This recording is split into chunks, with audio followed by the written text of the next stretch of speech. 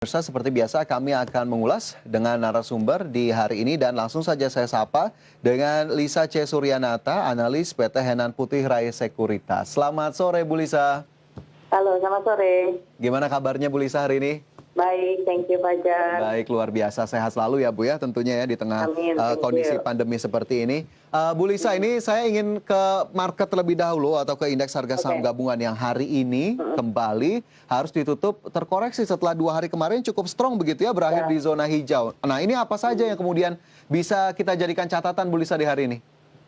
Oke, yang harus dicatat itu adalah level kritis 6.000 masih belum juga tertembus.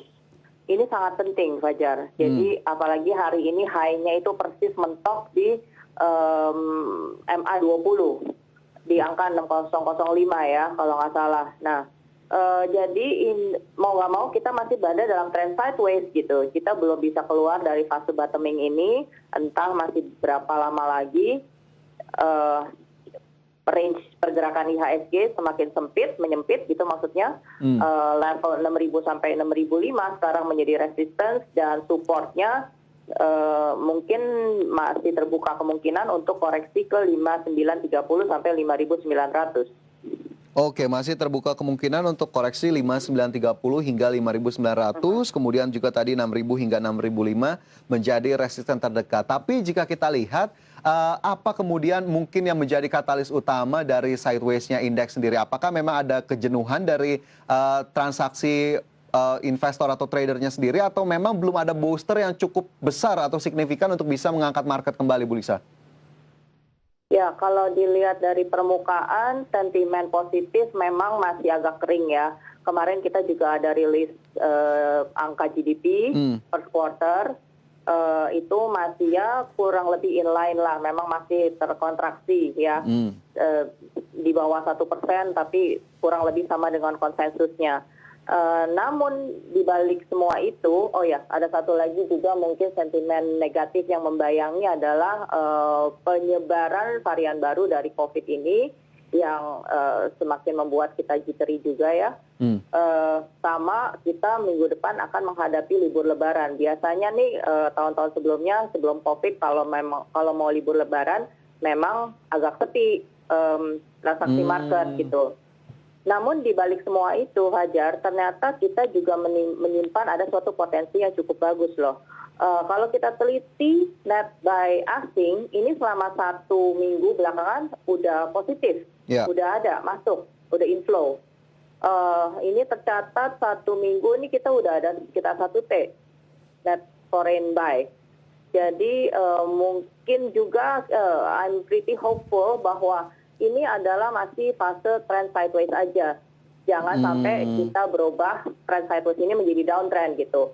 Ya, cuman memang masih harap-harap cemas kapan kita bisa nembus ke atas 6.000 dan apakah level support 5.900 ini akan tetap terjaga.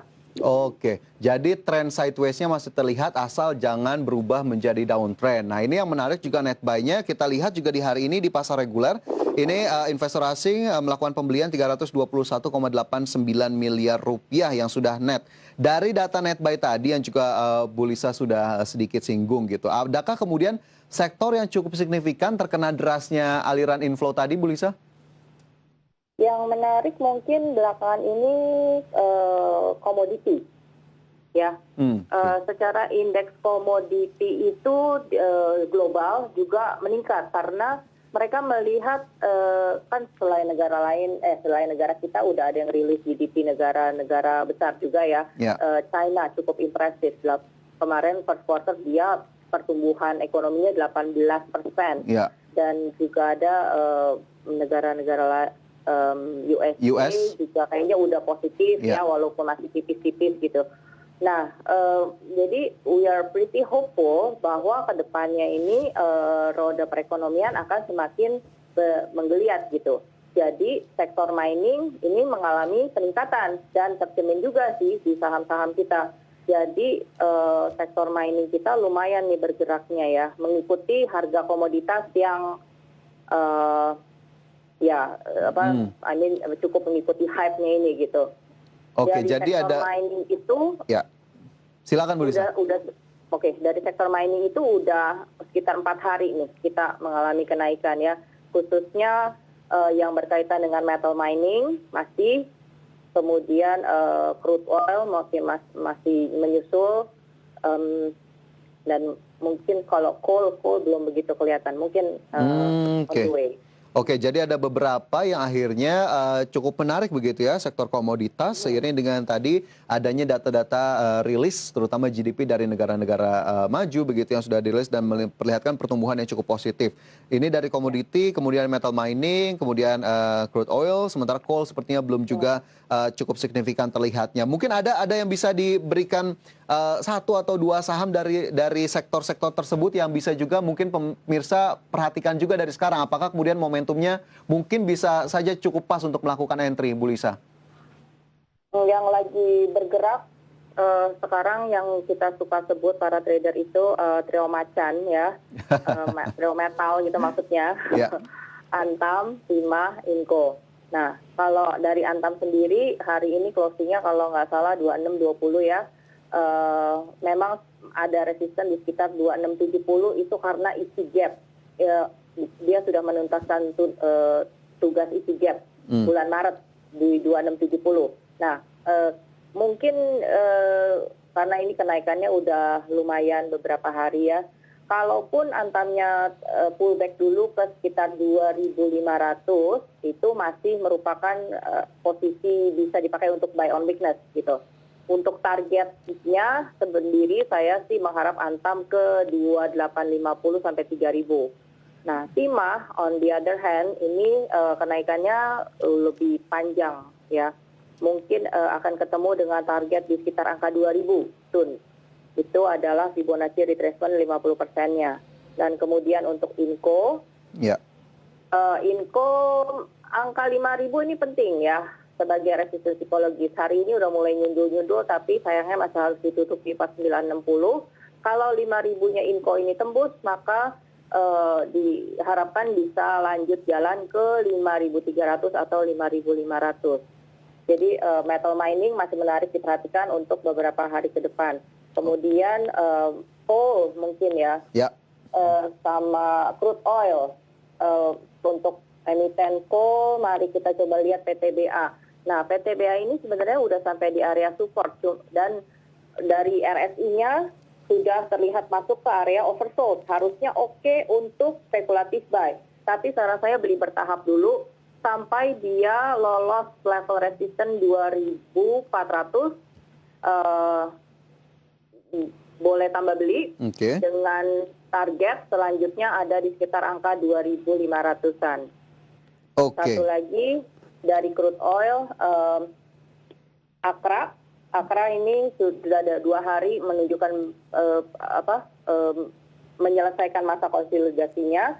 Dia punya pattern itu namanya inverted head and shoulders, membuka target penguatan menuju arah 3.500. Saya rasa Akra juga boleh dicoba.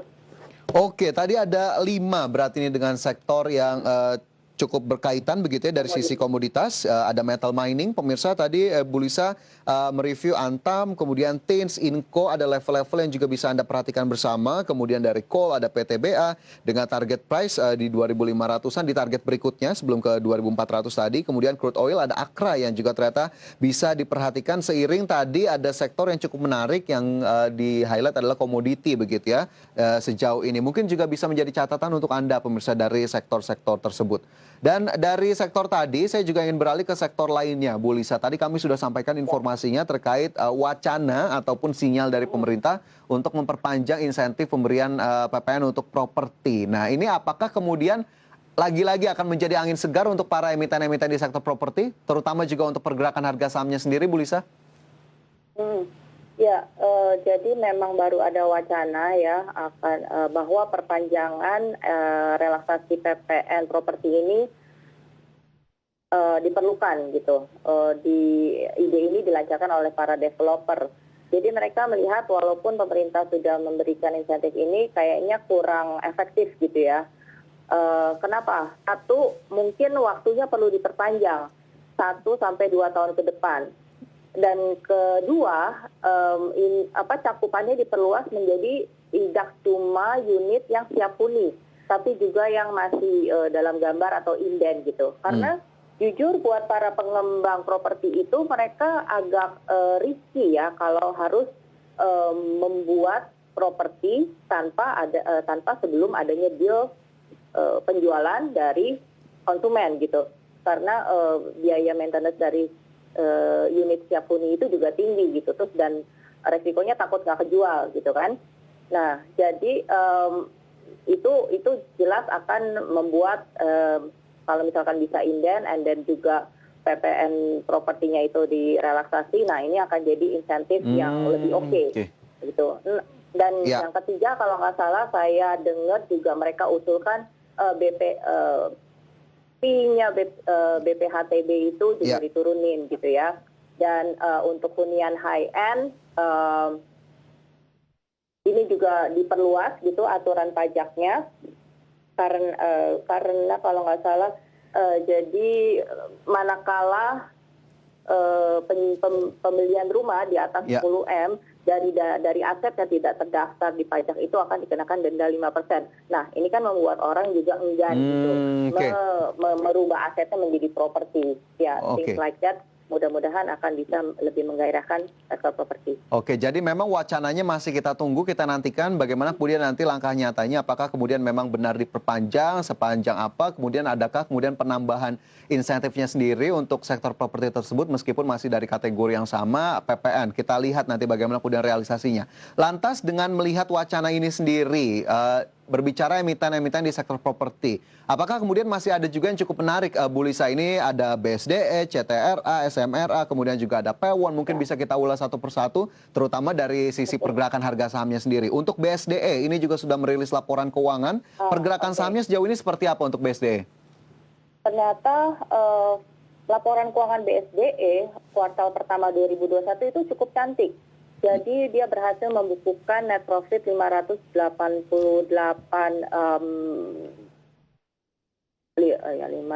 juta versus 259 juta dari tahun sebelumnya.